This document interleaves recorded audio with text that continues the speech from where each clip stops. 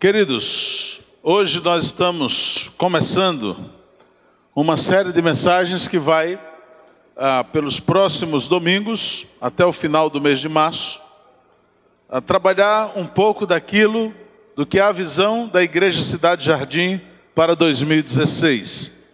O que é a visão da nossa igreja para este ano. Então nós vamos estar durante o mês de março pregando sobre... Pode me dar a mensagem já aí, Ló, por favor? Sobre PGM mais RD. O que é então PGM? PGM é pequeno grupo multiplicador, tá? E o que é RD é relacionamento discipulador. Então em 2016 nós trabalharemos para a honra e glória do Senhor Jesus, baseado na música que cantamos, para que Ele cresça, que nós diminuamos. Então, tanto o pequeno grupo, onde você vai estar reunindo com alguns queridos aqui da igreja, reunindo durante a semana, e no relacionamento discipulador você vai estar escolhendo, convidando alguém para caminhar com você durante este ano. Essa pessoa será seu discípulo, e essa pessoa que será seu discípulo vai estar sendo desafiado a discipular alguém, a caminhar com outra pessoa. Quem foi que fez isso e fez muito bem feito? Jesus de Nazaré. Ele fez isso como ninguém. Você já imaginou se aqueles 12 que caminharam com Jesus só fosse à igreja aos domingos, assistisse ou participasse do culto dominical com Jesus, e depois eles voltassem para pescar, e depois eles voltassem como Mateus para ir para a coletoria de impostos, e depois ele voltasse para lá. Você acha que nós estaríamos reunidos hoje aqui, falando, pregando, cantando, adorando em nome de Jesus? Não estaríamos, queridos. Nós estamos hoje aqui porque Jesus caminhou com aqueles 12 homens, e não apenas caminhou, como também os enviou. E aqueles 12 discípulos fizeram outros discípulos. E mesmo quando a perseguição ferrenha veio, não teve mais como sustentar a igreja de Deus, o povo de Deus, porque aqueles discípulos, eles multiplicaram-se de maneira tal, que hoje estamos aqui reunidos para glorificar o nome do Cristo que venceu a morte, o nome do Cristo que ressuscitou. Então, PGM, pequeno grupo multiplicador, aliado a um relacionamento discipulador, vai nos levar a cumprir esta equação aqui, que é uma equação, quando olhamos, errada, tá? Nunca 500 mais 1 foi 1000, 500 mais 1, né? E aí não precisa ser nem um Pitágoras, né? 500 mais 1 dá 501, evidentemente, ok? Mas por que 500 mais 1 é igual a 1000? Hoje, nossa igreja, nós temos um pouco mais de 500 membros, tá? E nós estamos, então, convidando você a, de maneira animada, a de maneira firme, olhando para Jesus, querendo que Jesus cresça, que Jesus apareça, você diminuindo, você sendo constrangido. Queremos que você que faz parte desses 500, ganhar uma pessoa para Jesus. Nós vamos chegar em dezembro de 2016 com 1000 membros, cantando que Ele cresça, que Ele apareça e que eu diminua. Amém?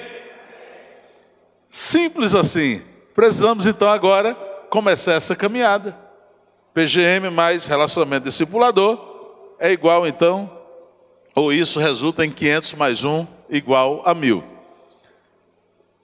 E esta noite, amados, eu quero convidar você a meditar comigo nessa questão. Jesus acredita em você.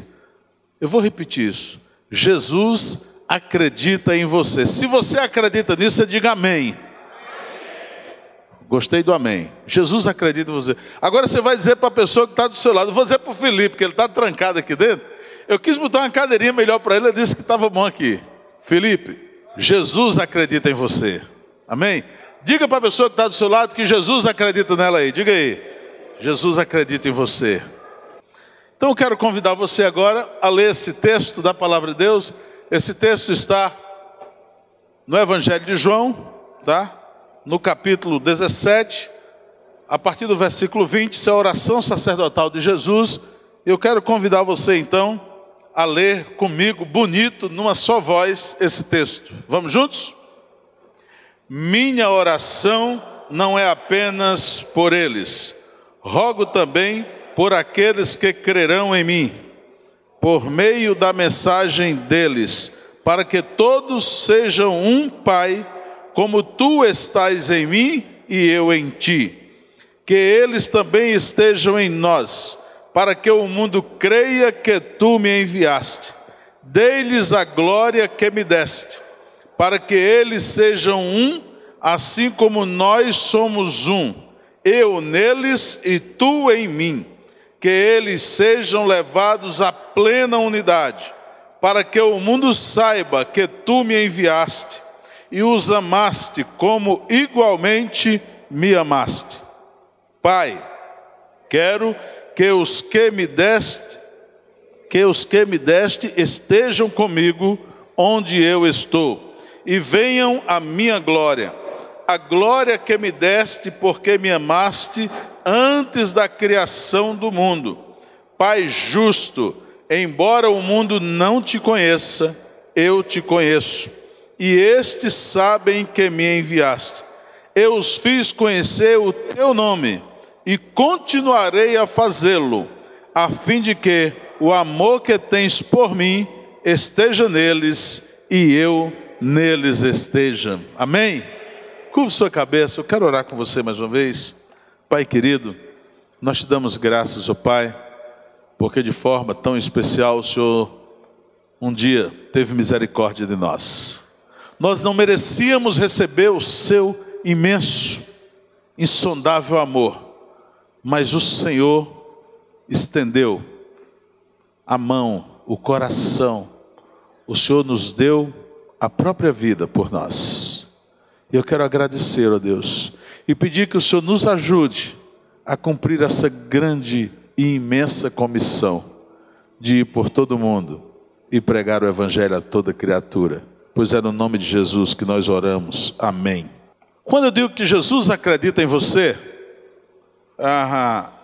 eu quero partir do princípio de que Ele confiou a missão dele a nós. O escritor aos Hebreus vai dizer que antigamente Deus, havendo falado de muitas maneiras ao povo através dos profetas, nesses últimos dias nos falou através do Filho Jesus.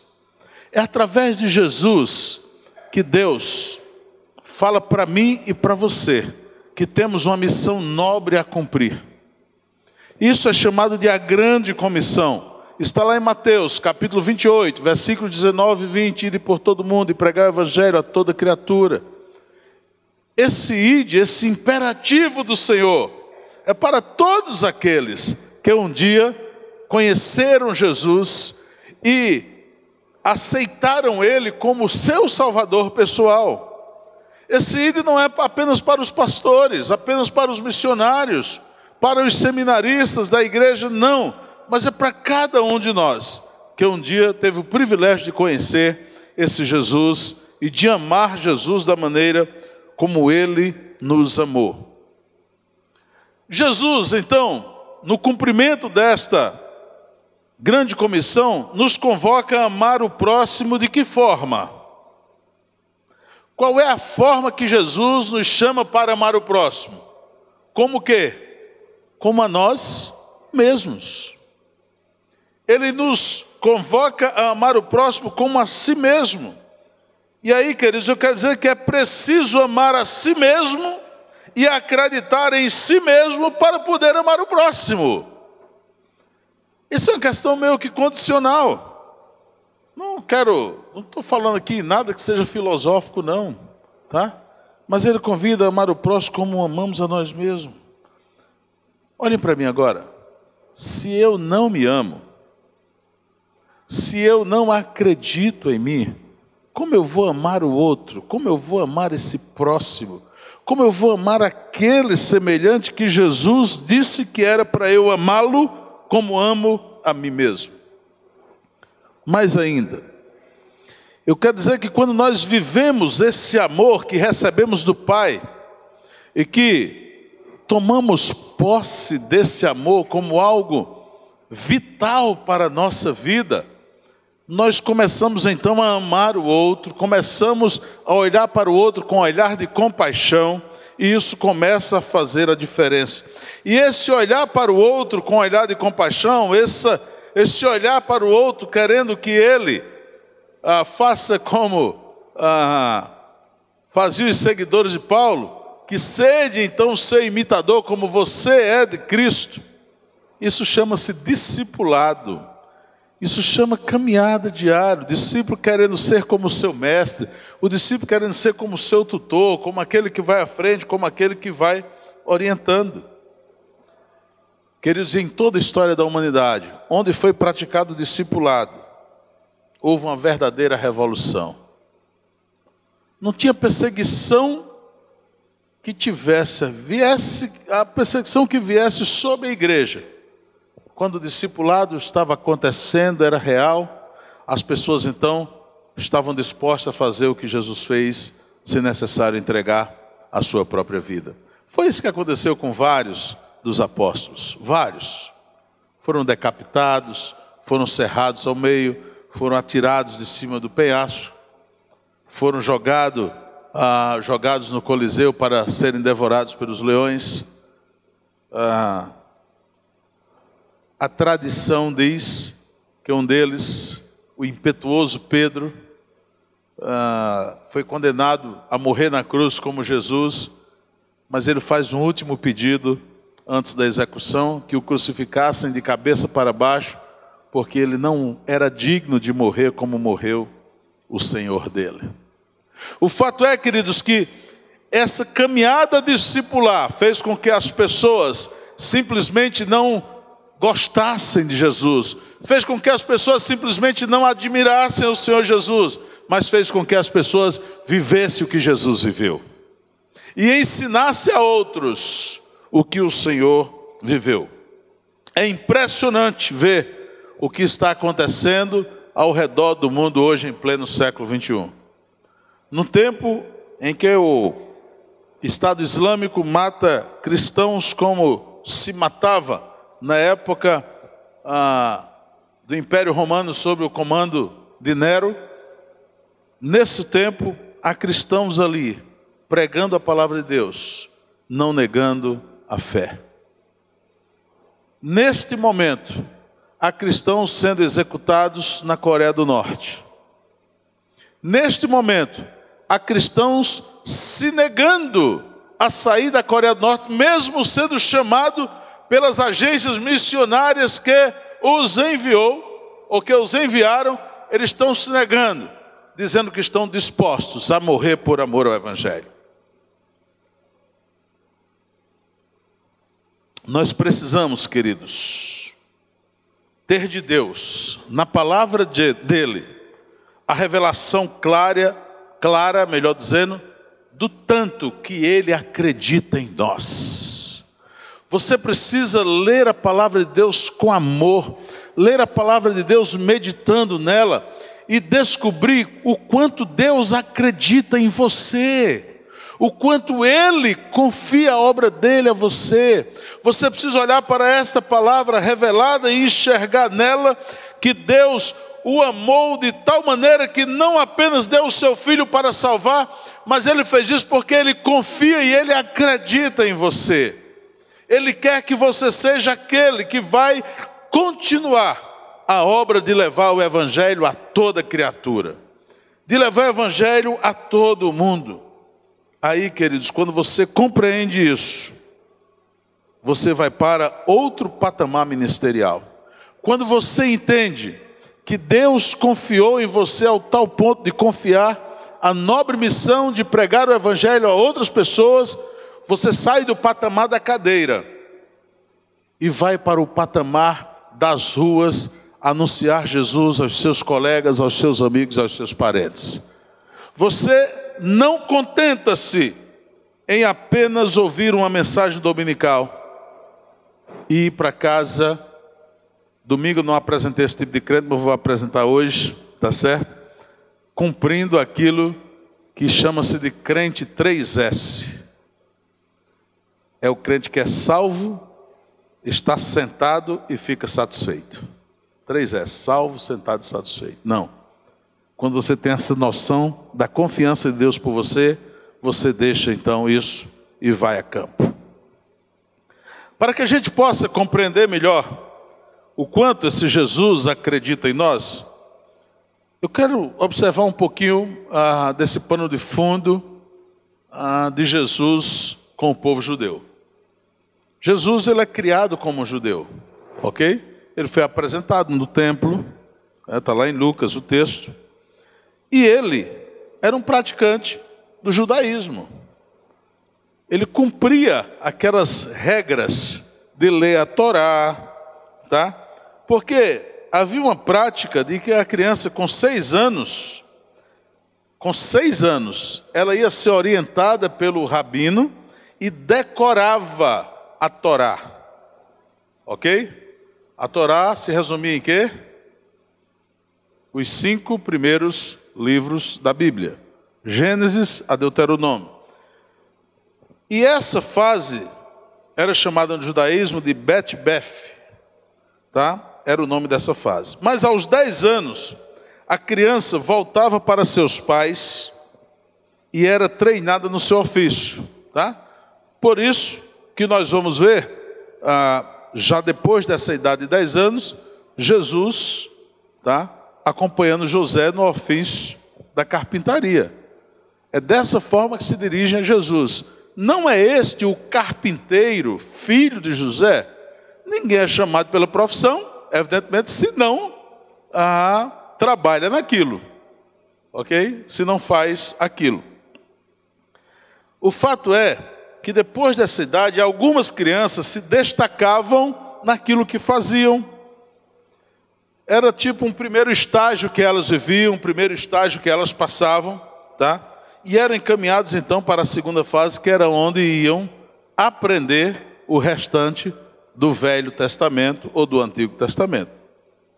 O interessante é que normalmente, veja só, o rabino ele não respondia perguntas, mas ele provocava até as crianças conseguirem responder, tá? Então, uma perguntinha fácil aquela, né? Olha, mas se era Caim e Abel, né? E aí, Caim matou Abel. Com quem foi que Caim casou, né? Com quem foi que... Como é que a raça humana progrediu, né?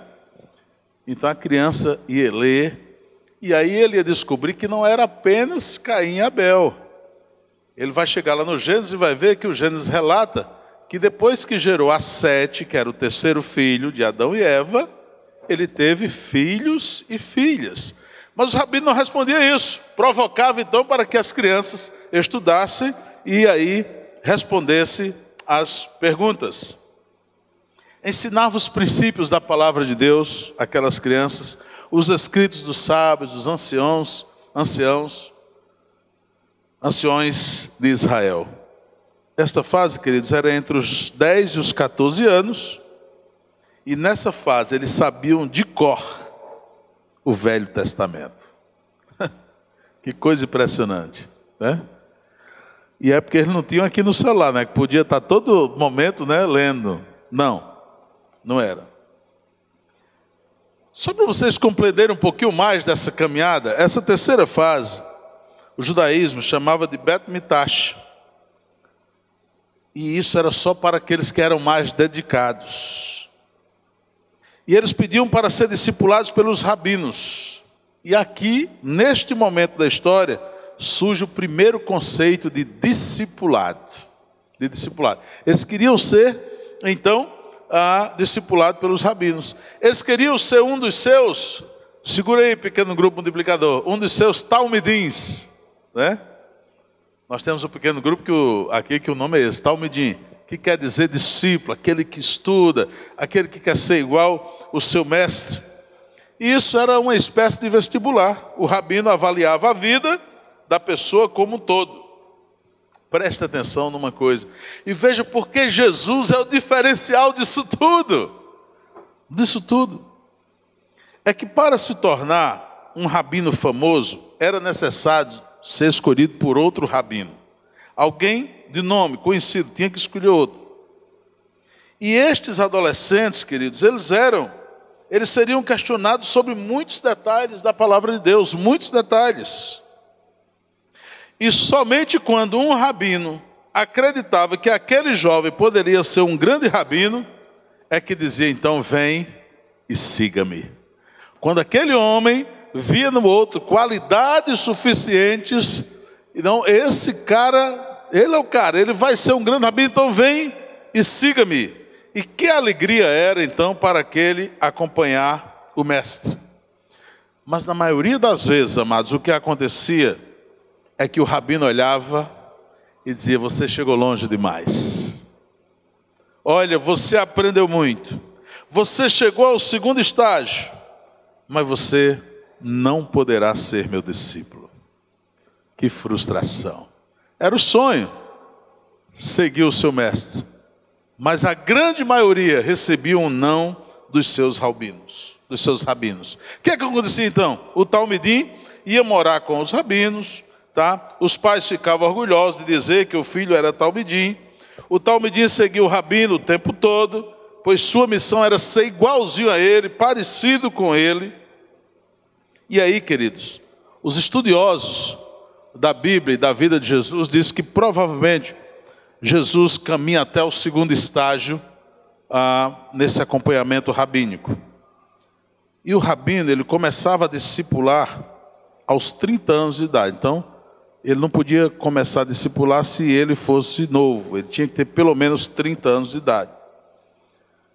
Outra coisa que me chama a atenção é que alguns judeus intelectuais que têm estudado a vida do nosso Senhor, dizem que ele foi um dos melhores e maiores intelectuais daquela época, superando o apóstolo Paulo, tá? Aqui eu falo do Jesus homem, ok? Superando o apóstolo Paulo, e ao ponto de que, com apenas 12 anos de idade, a Bíblia registra isso, ele vai discutir com os mestres lá na sinagoga, lá no templo, ele está lá, conversando e discutindo com os mestres.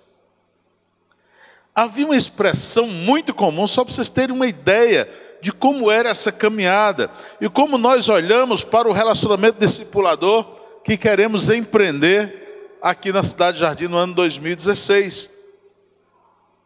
Existia um ditado que era o seguinte: cubram-se da poeira do seu rabino. Cubram-se da poeira do seu rabino. Essa expressão era comum naquela época porque, ao andar tão perto do seu rabino, a poeira que levantava na caminhada nas estradas de terras, tá? Subia e cobria então não apenas a rua, mas cobria o talmidim que estava seguindo ali o rabino. As pessoas dizem então que Jesus era fluente no aramaico, no hebraico, no latim, no grego, por isso consideraram intelectualmente maior do que Paulo. Mas Jesus, queridos, vai para a praia. Começa a sair o negócio. Jesus vai para a praia. Ok?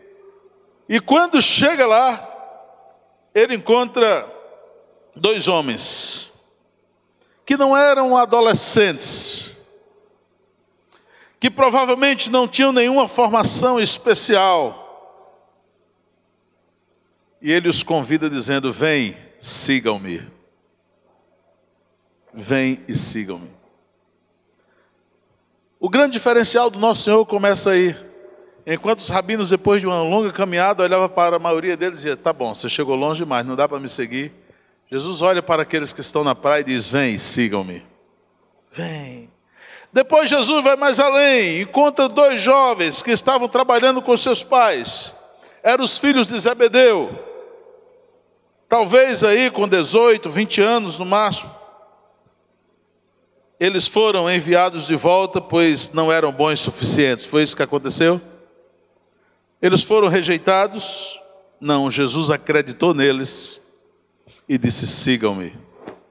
E com certeza Zebedeu deve ter se alegrado e disse: vão, meus filhos, vocês são talmidins do maior mestre dessa terra. Vou mais além. Jesus chega a Cesareia de Filipe. Lá o negócio é mais complicado. Lá se adorava ao Deus Pan. Tá? Não é Pan, programa de adoção missionária, não, é PAN. Lá se adorava ao Deus Pan, ok? Com todo tipo de imoralidade, inclusive a prática de sexo com bodes, com animais, acontecia ali sobre as bênçãos do Deus Pan, sobre as bênçãos daquele Deus. E Jesus, com certeza, ao ver aquela situação, disse: sabe de uma coisa, Joel? Até nesse lugar onde tem sexo com bode, até nesse lugar onde há uma bagunça adorando esse Deus, sacrifício humano, tudo isso não vai aguentar o poder do reino de Deus e nós vamos invadir o inferno. E as portas do inferno não prevalecerão contra a igreja do Senhor. Jesus então continua a sua caminhada. O que pensaram então aqueles jovens que não passaram anos sendo testados pelo Senhor? O que pensaram aqueles pescadores que nunca tiveram um primeiro tempo de discipulado com Jesus? Sabe o que foi que eles pensaram? Ele, Jesus, diferentemente dos outros, acredita em nós. Ele acredita em nós. O Jesus que acreditou nos pescadores, Pedro, Tiago, João, aqueles do barquinho que nós cantamos. O Jesus que acreditou no Mateus, que estava na coletoria, cobrando impostos. E tem mais uma, né, pastor Márcio? Ele não estava cobrando impostos como um cobrador oficial do Império Romano. Mateus era um publicano que estava amando de um cobrador oficial. O publicano era uma classe lá, gente, que o povo não queria negócio com eles. Esse Jesus que acredita neste Mateus, que diz: Mateus, vem, segue-me. E a Bíblia diz que Mateus o segue imediatamente. É o mesmo Jesus que essa noite olha para você, acredita em você e diz: vem, segue-me. É o mesmo Jesus que olha para você com todas as suas dificuldades. É o mesmo Jesus que olha para você com todas as suas carências, com todas as suas deformações de caráter. É o mesmo Jesus que olha para você com toda a sua fraqueza e diz: eu acredito em você, portanto vem e segue-me. Vem e segue-me. Eu estou confiando a minha obra a você. Sabe por quê, queridos? Porque a palavra de Deus diz que não somos nós que escolhemos o Senhor, mas Ele nos escolhe. E a pergunta para a gente passar para frente é essa: você acredita em você? Você acredita em você mesmo? Você acredita que você é capaz de dar continuidade àquilo que Deus planejou para que você desse sequência? Veja o que a Bíblia diz. Vamos ler juntos? João 15,16. Vamos juntos? Vocês não me escolheram, mas eu os escolhi para irem e darem fruto, fruto que permaneça, a fim de que o Pai lhes conceda o que pedirem em meu nome. João 15,16. Queridos, esse é o texto. Você foi escolhido por Deus. Você é alguém que Deus literalmente pescou você nesse imenso lago. E pescou você com um propósito especial de ser um filho, uma filha amada, querida por Ele, que possa continuar a nobre missão de anunciar o Evangelho a toda criatura. Se vocês prestarem atenção na introdução, vocês vão compreender que Talmidim é escolhido porque o rabino acredita que ele pode ser igual a ele um dia. É exatamente isso que Jesus estava dizendo para Pedro quando chama Pedro a andar sobre as águas. Pedro, vem. Jesus estava dizendo, Pedro, tudo que eu faço, tudo que eu estou aqui, se você olhar para mim com fé, você pode fazer.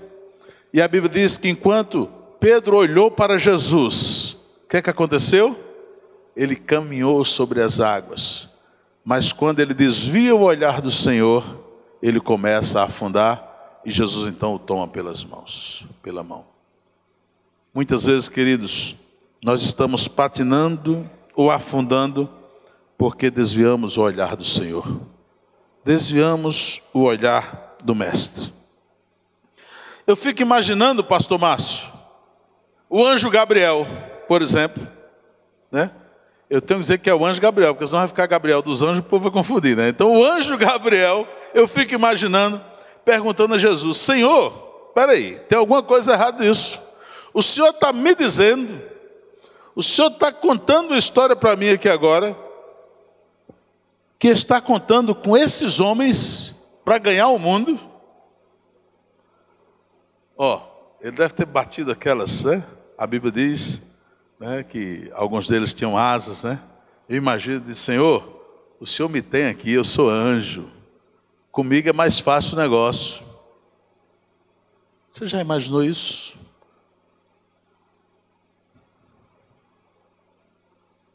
A resposta do Senhor foi sim. É com eles que a minha história vai continuar. E eu fico a imaginar, queridos, que Miguel, o outro anjo, também citado nas Escrituras, teve coragem de olhar para o Senhor e dizer, Senhor, e se esses homens falharem? Qual é o plano B? Qual é o plano B que o Senhor tem para ganhar a humanidade, Senhor? E a resposta do Senhor foi, não existe. A Bíblia ela é inerrante. E a Bíblia diz que havendo Deus antigamente falado aos homens pelos profetas nesses últimos dias, nos falou através do Filho Jesus. Portanto, querido, se Jesus acredita em você, você acredita em você mesmo e saiba que você é o plano que Jesus tem para resgatar a humanidade. Você é o plano que Jesus tem para resgatar os seus vizinhos de Parnamirim, de Natal. Você é o plano que Jesus tem para resgatar o Rio Grande do Norte das trevas, o Brasil dessa perdição toda que está envolvida e o mundo dessa crueldade toda. É você, e como fazer isso? Ah, pastor, não dou conta nem do meu vizinho. Dá sim, você dá conta do seu vizinho. Precisa então você confiar e acreditar em você mesmo, tendo a convicção de que Deus já confiou em você. E aí você começa com o seu vizinho, e aí você vai com o seu colega de trabalho, você vai com o seu parente, e aí você chega até os confins da terra como? Ofertando para a obra de missões, como? Indo, orando pelos missionários, você está lá pregando a palavra de Deus. O Senhor já nos deu a capacitação que nós precisamos. Você pode dizer amém? O Senhor já nos deu. Ele nos deu o teu Espírito Santo. A Bíblia diz que nós somos o templo desse Espírito. A Bíblia diz que Ele intercede por nós com gemidos inexprimíveis. Você já tem o Espírito Santo de Deus. Você foi capacitado então de forma sobrenatural, querido. Você foi capacitado de forma então, eu poderia dizer aqui, da forma mais exponencial possível. Só que o diabo tenta nos impedir de enxergarmos esta realidade. E aí o diabo levanta um monte de coisa na sua vida. E aí o diabo levanta alguém fazendo fuxico, alguém dizendo que você quer aparecer, alguém dizendo que você quer fazer isso, você quer fazer aquilo, tá? E aí de repente é uma doença que vem, se abate e você entristece, e é um desemprego que de repente pinta na frente, e você acha então que ali a sua derrota está traçada, porque esta é a missão do diabo. Lá em João 10, versículo 9, a Bíblia diz que ele veio fazer o quê? Roubar, matar e destruir. Aí no versículo 10 Jesus diz, mas eu vim para que vocês tenham vida e vida em abundância. Amém? Ah, meus queridos, eu olho então para a palavra de Deus e vejo que Ele tem nos capacitado de forma especial. Ele tem dado a mim e a você condição para que a gente enfrente as trevas, condição para que a gente anuncie a palavra de Deus. em 1 João, capítulo 4, versículo 17. Veja o que diz a palavra de Deus. Vamos ler comigo, vamos lá. Dessa forma, o amor está aperfeiçoado entre nós, para que no dia do juízo tenhamos confiança, porque neste mundo somos como Ele. Aleluia! Gente, nesse mundo somos como o Senhor. Amém? Eu sei porque que o amém saiu fraco. Poxa, pastor Tagino, eu sou pecador, Jesus nunca pecou, né? Como é que agora você está dizendo que somos como o Senhor? Queridos, a Bíblia diz que não há um justo nenhum sequer. Mas a mesma Bíblia diz que Jesus nos justificou perante o Senhor. Então em Jesus nós somos justificados. E nele a gente caminha, a gente avança. O que eu não sabia, queridos, eu confesso para você, é que no momento em que eu aceitei Jesus, no momento em que eu me converti, no momento em que eu criei nele como meu Salvador, eu já me tornei como Ele. E essa é uma grande novidade. No dia que você entrega a sua vida ao Senhor, no dia que você dá o passo de confissão, pela fé, eu aceito Jesus como meu Salvador, eu quero viver para a glória dEle. A Bíblia nos diz, nos garante que você se torna como Ele. Onde, pastor? Em 1 Coríntios 5,17. Assim que se alguém está em Cristo, nova criatura é. As coisas velhas já passaram e eis que tudo se fez novo. Aleluia! Tudo se fez novo, é o que diz a palavra de Deus. Quanto mais você então olhar para isso com fé, tomar posse disso, mais você vai vivenciar essa realidade de você ser então filho do Deus Altíssimo. Agora há um problema aí, queridos. Sabe qual é o problema? É acreditar na mentira do diabo e não na fé que o Senhor tem para nós. E muita gente tem preferido acreditar na mentira do Satanás do que na fé que Jesus deu para mim e para você, do que na fé que o Senhor deu para nós. Efésios capítulo 2, versículos 8 e 9 diz: pela graça sois salvos por meio da fé. Aleluia. Não preciso de outra coisa, preciso de fé. Isso não vem de vós. Eu posso ser um fracassado, um fraco, porque não é de mim que eu vou chegar à salvação. Isso não vem de vós, é dom de Deus. Não vem das obras, ou seja, você não precisa ter condição financeira para fazer uma obra, para ser salvo. Não vem das obras, para que ninguém se glorie, é o que diz a palavra de Deus. Pela graça sois salvos mediante a fé. Ah, meu querido, olhe para mim, eu quero dizer um negócio aqui para você. Você já é um predestinado a tornar-se, a parecer-se com o Senhor Jesus. Eu vou repetir. Você já é um predestinado a parecer-se com o Senhor Jesus. Você acredita nisso? Diga amém. Amém. Ele é o unigênito da criação, mas agora Ele é chamado de primogênito. Primogênito. Nós somos coparticipantes da natureza divina. Querido, você já pensou na dimensão disso? E você fica se queixando: eu não sei, eu não conheço isso. Vão me fazer perguntas que eu não sei responder. Para quê? Você é coparticipante da natureza divina, de Deus. Deus nos deu isso através de Jesus Cristo.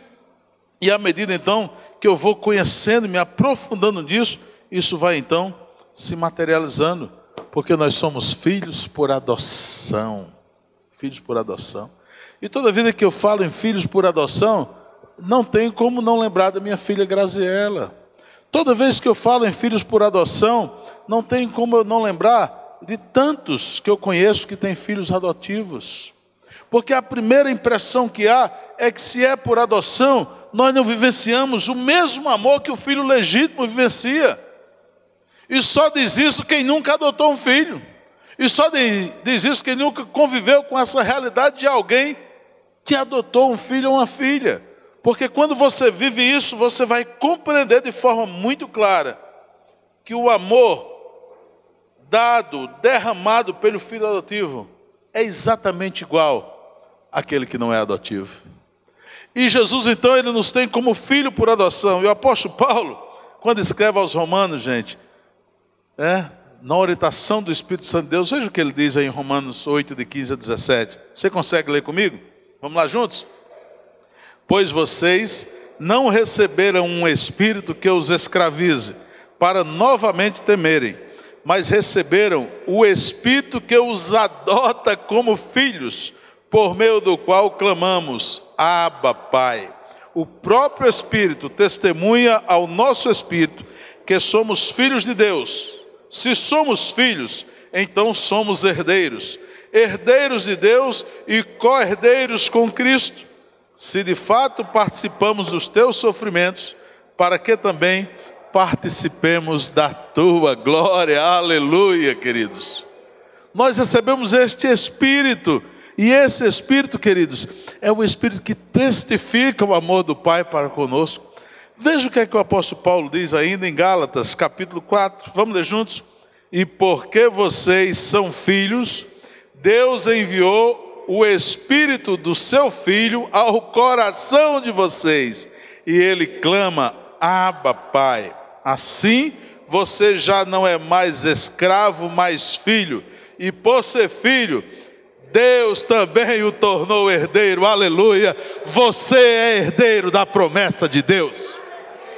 Você é herdeiro da promessa de Deus. Não, nada menos do que isso. Nada menos do que isso. Agora o que ele olha para você e diz, eu confio em você. Você é meu filho, você é herdeiro da minha promessa. Agora vai e cumpra a tua missão. Interessante que nos dois textos, tanto de Romanos como no texto de Gálatas, a palavra usada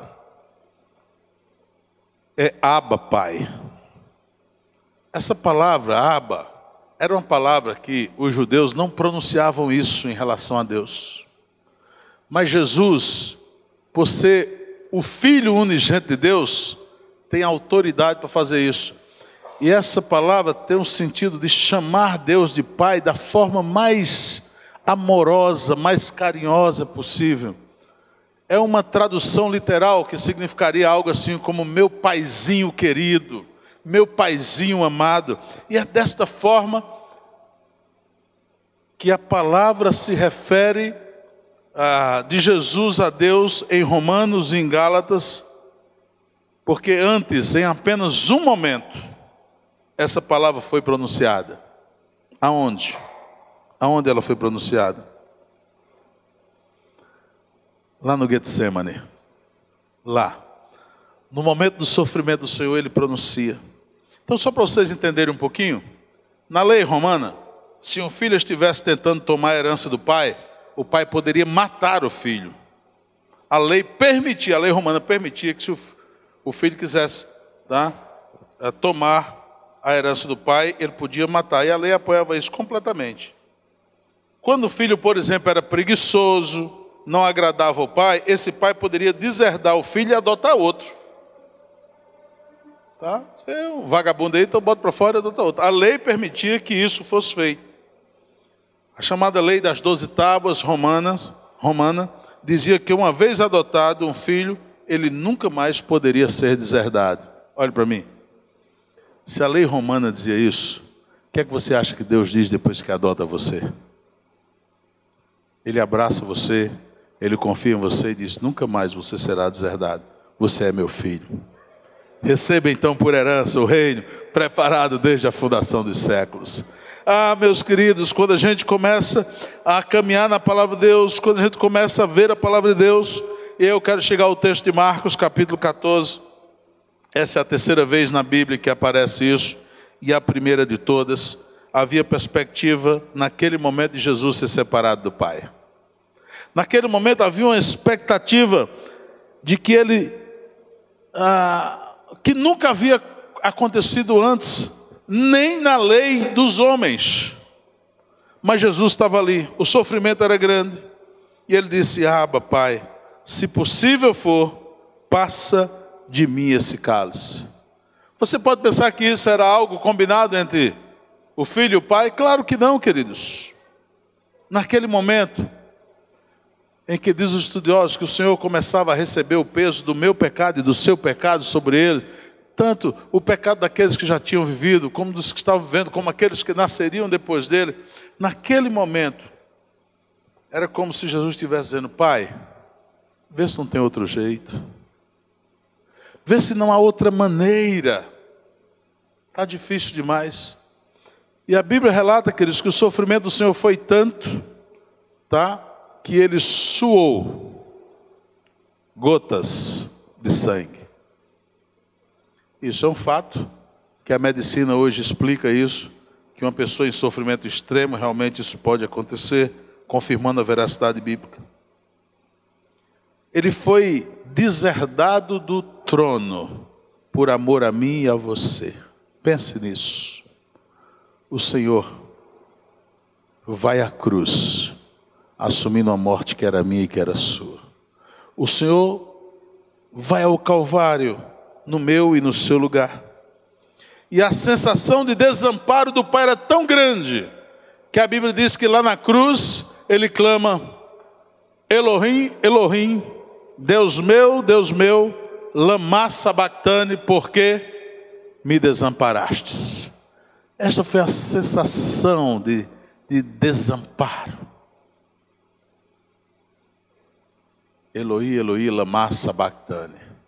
Deus meu, por que me desamparaste? Mas eu quero dizer para você que todo aquele sofrimento foi provisório. Porque o meu Senhor, o seu Senhor, herdou o nome que é acima de todos os nomes. Ele foi morto, sepultado, mas ao terceiro dia, ele ressuscitou para a honra e glória do nome do Senhor Todo-Poderoso. Queridos, viver pequeno grupo multiplicador e relacionamento discipulador é algo que você só precisa fazer uma coisa para viver: crer que Ele confiou a você a obra para continuar a pregação do Evangelho. Se você crer nisso, se você confia que Deus, através do seu Filho Jesus, confiou a você essa obra, você esta noite vai levantar-se daqui. E se você não fizer parte ainda de um pequeno grupo multiplicador, você vai dizer: eu quero esta semana me agregar a um pequeno grupo. Eu quero conhecer esse negócio. Eu quero saber se isso presta mesmo. Eu quero saber como é essa história. Eu quero saber o que acontece dessa reunião. Eu quero saber como é que eu vou fazer essa caminhada. Quero convidar você a fechar os seus olhos agora.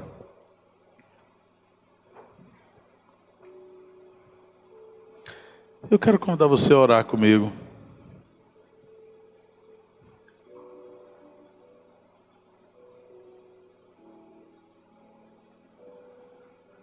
Pai querido,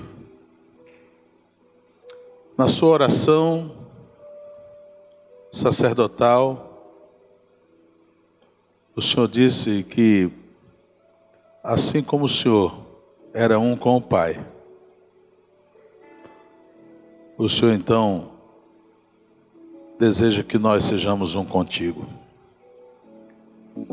Eu quero, Deus, nesta noite, no nome do Teu Filho amado Jesus Cristo, pedir a Deus que não nos deixe viver de forma diferente, como o Senhor desejou que nós vivemos. Que nesta noite nós sejamos verdadeiros discípulos de Jesus Cristo, dispostos, ó Deus, a ensinar a outros aquilo que temos aprendido de Ti, dispostos, ó Deus, a caminhar com outros, assim como caminharam conosco, como caminham conosco. Então, Pai querido, eu quero, no nome de Jesus Cristo, pedir que o Senhor tire qualquer reserva do coração do Teu povo agora, qualquer barreira, ó Deus, em relação aos pequenos grupos, a caminhada um a um, ó Deus. Eu quero pedir, ó Pai, que nesta noite o Teu Espírito Santo, aquele que um dia nos convenceu da justiça, do pecado, do juízo, esteja agora, ó Pai, nos convencendo a sermos discípulos frutíferos do Senhor Jesus. E que a gente possa, ó Deus, olhar para a oração que Jesus fez, para a oração sacerdotal, e dizer: pela misericórdia dele, eu sou um com ele, assim como ele é um com o Pai. Muito obrigado, Deus, por esse tempo precioso na tua presença, pois é no nome de Jesus que nós oramos. Amém. Amém.